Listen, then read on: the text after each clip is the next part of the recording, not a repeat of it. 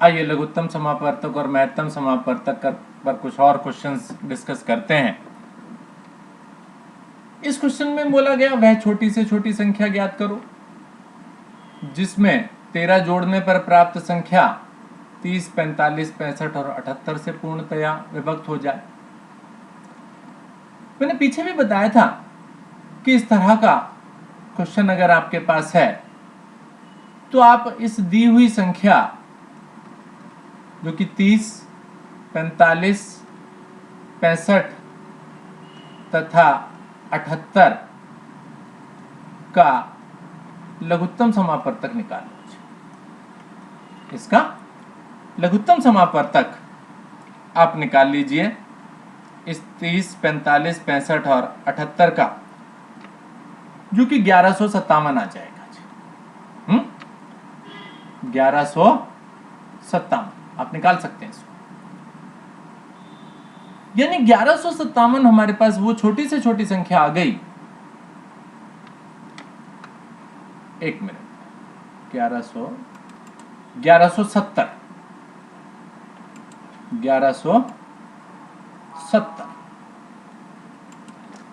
तो 1170 हमारे पास वो संख्या आ गई जिसे 30 भी भाग कर देगा, 45 भी, 65 भी और 78 भी। लेकिन आपसे क्या चाहता है कि 13 जोड़ने पर प्राप्त संख्या जो है वो भाग हो जाए। इसका मतलब 1170 में से अगर मैं 13 माइनस कर दूं तो मेरे पास आ गया 1157। तो 1157 को तो 30 भाग नहीं कर पाएगा, 45 भी नहीं कर पाएगा, 65 भी नहीं कर पाएगा, 78 भी नहीं कर पाएगा। लेकिन अगर मैं इस 1157 को 1170 बना दूं, यानी इसमें कितना जोड़ दूं, ये जोड़ दूं, 13 जोड़ दूं तो मेरे पास 1170 बन जाएगा, जो कि लघुत्तम समापवर्तक है चारों के चारों संख्याओं का। वो इसको पूरी तरीके से विभाजित हो जाएगी। ठीक, आइए अगले क्वेश्चन की तरफ बढ़ते हैं। अगला क्वेश्चन क्या है मेरे सामने? कितने 5 अंकों की वह बड़ी से बड़ी संख्या ज्ञात करो जो 12, 15, 18 और 27 से पूरी तरह से विभक्त हो जाए। क्या बोला?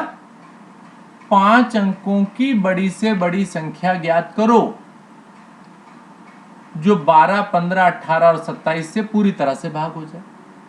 यानी सबसे पहले तो मुझे वो संख्या ज्ञात करनी है जो 12 से भी, 15 से भी, 18 से भी और 27 से भाग हो जाए। पहले तो उसके बारे में सोचते हैं।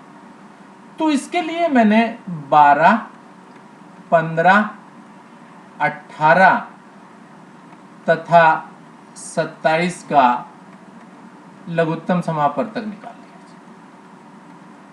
12, 15, 28, 18, 12, 15, 18 और 27 का मैंने लघुत्तम समापवर्तक निकाल लिया और वो मेरे पास निकल आया जी 540। इसका मतलब इस 540 को 12 भी, 15 भी, 18 भी और 27 पूरी तरह से भाग कर देगा। लेकिन ये तो 540 है जी, ये तो 3 अंकों की संख्या है। उसने बोला 5 अंकों की बड़ी से बड़ी संख्या। आइए पहले सोचते हैं 5 अंकों की बड़ी से बड़ी संख्या क्या होती है जी। आपको अगर याद हो तो हम 5 अंकों के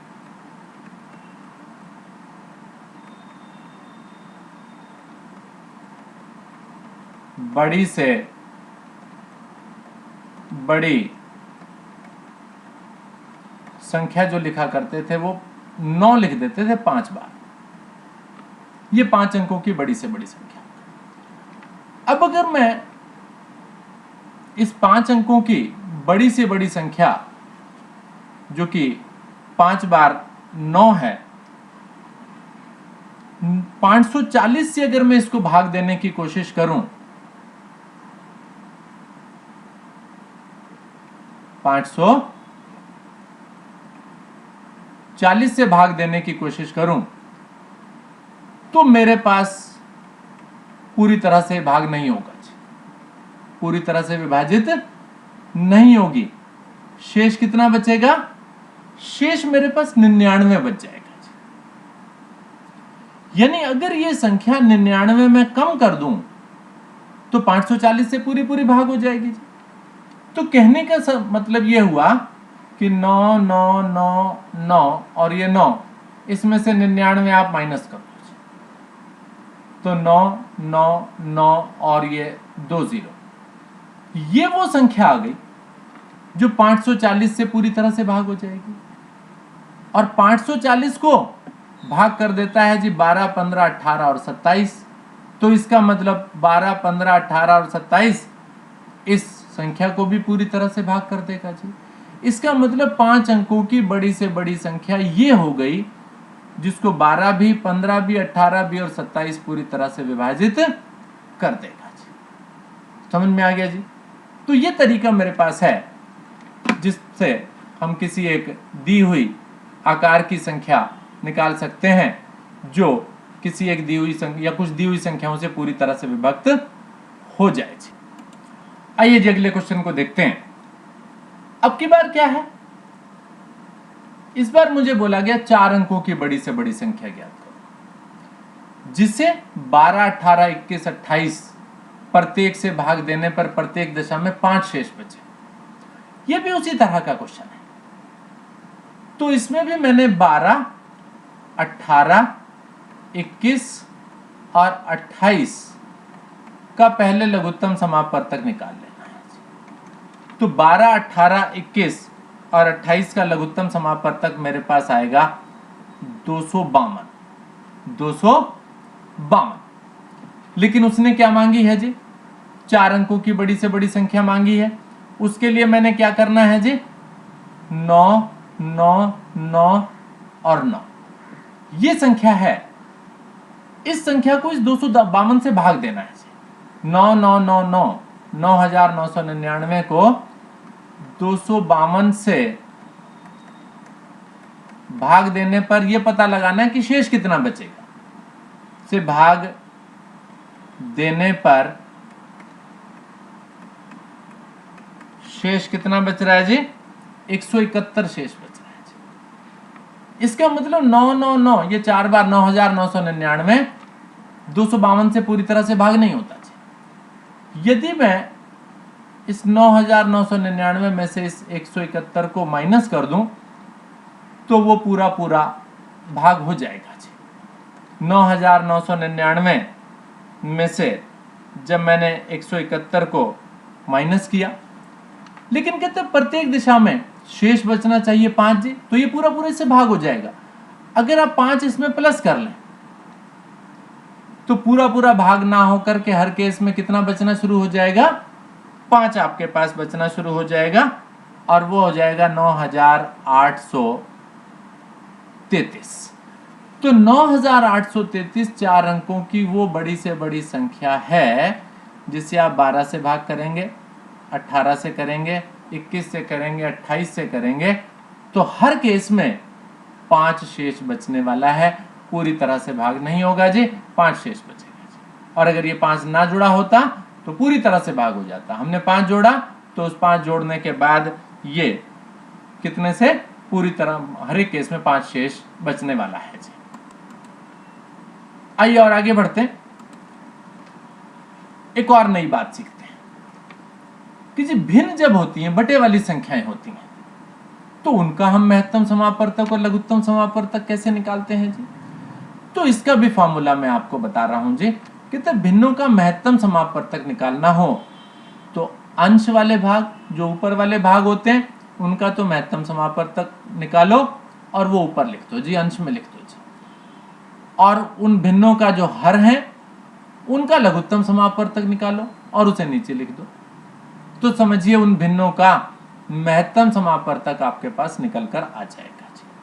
ठीक, भिन्नों का लघुत्तम समापवर्तक निकालना हो तो अंशों का तो लघुत्तम और हर वाले भाग का महत्तम समापवर्तक निकाल करके इस तरह से आप उसे लिख देंगे तो आपके पास महत्तम लघुत्तम समापवर्तक भिन्न वाली संख्याओं का आपको प्राप्त हो जाएगा जी।